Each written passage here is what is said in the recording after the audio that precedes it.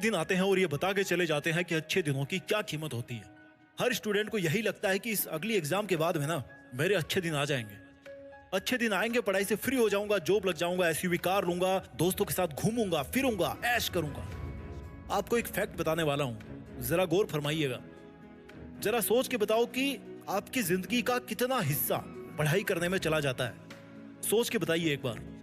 School college में पढ़ना हमारी जिंदगी का लगभग 30% हिस्सा होता है। अगर मैं कहूं कि एवरेज लाइफ 60 इयर्स है और एक स्टूडेंट स्कूल कॉलेज में 20 साल तक पढ़ता है तो इट्स ऑलमोस्ट 33 और you can say in a round figure it's almost 30%। अधिकतर स्टूडेंट्स इससे ज्यादा ही पढ़ते होंगे। मैं आपको एक चीज बताना चाहता हूँ, what is the difference between education and study. पढ़ने और शिक्षित होने में क्या फर्क है? पढ़ता हर कोई है लेकिन शिक्षित उतने नहीं होते। What is the difference between understanding and remembering. समझने और रटने में क्या फर्क है?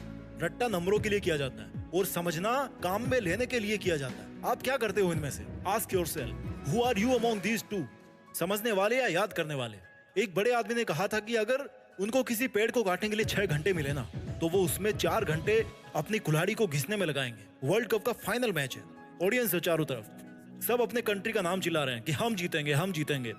कितनी देर होता है ये गेम? कितनी देर होता है? क्रिकेट की बात कर लेते हैं, 7-8 घंटे। और उसमें जो मैन ऑफ द मैच होगा, he practiced more than 7-8 years, every day, every week, every month, every season, every year। 7-8 साल से ज्यादा ही होगी तैयारी। मैं परीक्षा के महत्व को इससे बेहतर एग्जाम्पल से नहीं समझा सकता। अगर वो मैच ना हो तो वो प्लेयर कैसे साबित कर पाएगा कि ही इज द बेस्ट? अगर एग्जाम ना हो तो आप कैसे साबित कर पाओगे कि you are the best?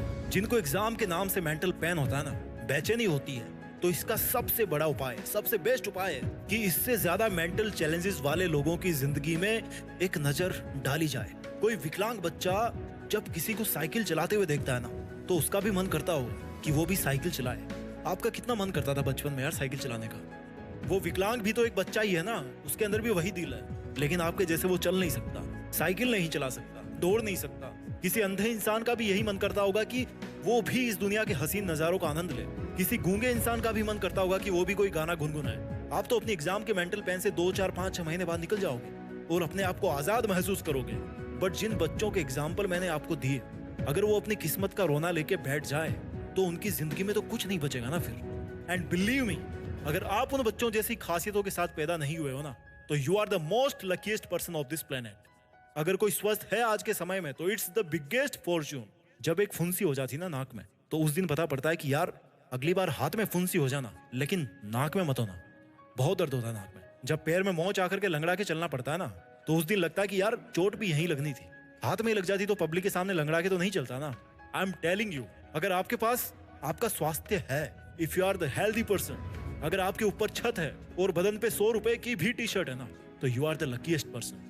You are good to go, you are enough. अगर आप दिन में एक टाइम भी गर्म खाना पेट भर के खा रहे हो ना या खा सकते हो तो you are good to go, because there are millions of people who are in the worst condition than you.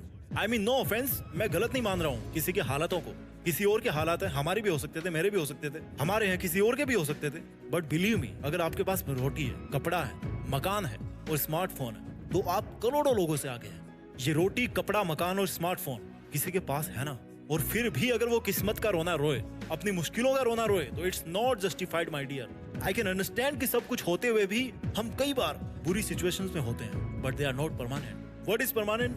Our character, और एटीट्यूड, और ओपिनियन, और जजमेंट। अगर आपको जिंदगी ने 2 मुश्किल महीने दिखा दिए ना तो इट डजंट मीन कि आप अपनी पढ़ाई से, अपनी जिंदगी से निराश हो जाओ। किसी किताब को उसके कवर से जज नहीं करना चाहिए, ये भी किसी बड़े आदमी ने कहा है। नो मैटर हाउ डिफिकल्ट और easy you feel your life today, you cannot predict your future, and when you cannot predict your future you can build your future every single day। आज आपको जिंदगी कितनी ही आसान लगे या मुश्किल लगे, लेकिन फिर भी आप कल के बारे में नहीं बता सकते कि कल क्या होने वाला है, कल का भविष्य कैसा होगा। और अगर आप भविष्य के बारे में बता नहीं सकते ना कि क्या होने वाला है तो आप अपने भविष्य को बना जरूर सकते हो कि अगर मैं जिंदा रहूं या ना रहूं, लेकिन अगर जिंदा रहूंगा तो ये रहूंगा। आप भविष्य के बारे में नहीं बता सकते कि क्या होने वाला है, बट अपने भविष्य को जरूर बना सकते हो। अगर आप अपने भविष्य के बारे में जानना चाहते हो ना तो इसका सबसे बेहतरीन तरीका है कि अपने भविष्य को बनाना सीखिए, भविष्य को बनाने के ऊपर काम कीजिए। अगर आप अपनी किस्मत के बारे में जानना चाहते हैं तो किस्मत को लिखना सीखिए। आप जिस भी स्टैंडर्ड में आज पढ़ाई कर रहे हो ना, सीख रहे हो, it will always upgrade to the upper standard only if you pass. अगर आप पास होते हो तो आपके पास मौका होता है ये साबित करने का कि मैं अगली क्लास में, अगली एग्जाम में इससे भी अच्छे मार्क्स से पास होऊंगा और ये साबित करूंगा कि ये वाली जो सक्सेस है ना, वो कोई तुक्का नहीं थी, कोई संयोग नहीं था। I deserve for this.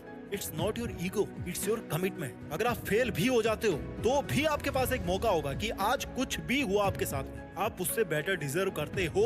It's not your failure, it's your chance. Always you have something to prove. कभी कभी आपको साबित करना पड़ता है कि कमजोर आपकी किस्मत है, आप नहीं हो। कमजोर आपका वक्त है, आप नहीं हो। कभी कभी आपको साबित करना पड़ता है कि आप इतने बुरे नहीं हो जितना आपको समझा जाता है। कभी कभी आपको साबित करना पड़ता है कि आप औरों से बेहतर हो। कभी कभी आपको साबित करना पड़ता है कि जैसा ट्रीटमेंट आपके साथ में लोग कर रहे हैं वो उनको नहीं करना चाहिए, बिकॉज यू डिजर्व बेटर।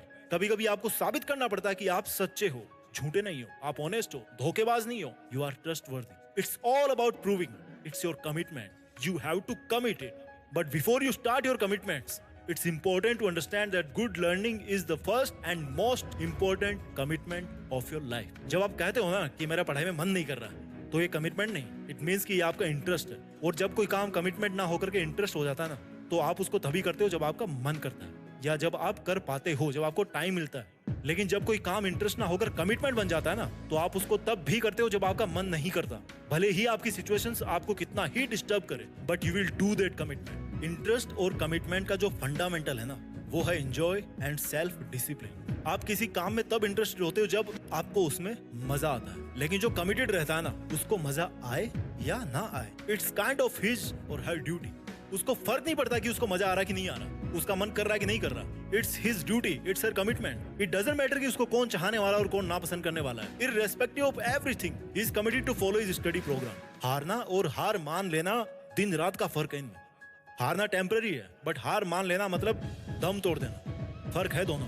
किसी ने बहुत तगड़ी समझदारी वाली बात बोली है कि हार को कभी भी दिल में नहीं बैठाना चाहिए और सफलता को कभी भी दिमाग पे नहीं चढ़ाना चाहिए। अगर आप एक हारे हुए की तरह महसूस कर रहे हैं ना, तो ये मत भूलो कि आपके बहुत सारे कमिटमेंट्स। अगर आप किसी एग्जाम में फेल हो गए या कोई सब्जेक्ट आपको मुश्किल लगता है, तो ये मत भूलो कि आपके बहुत सारे कमिटमेंट्स भी हैं। And education is the most fundamental block of all these commitment. जब पढ़ोगे तभी समझ पाओगे, जब समझोगे तभी सीख पाओगे, जब सीखोगे तभी तो रेस में दौड़ पाओगे, और जब रेस में दौड़ोगे ना, तभी मेरे भाई, तभी तो बनोगे तुम विजेता।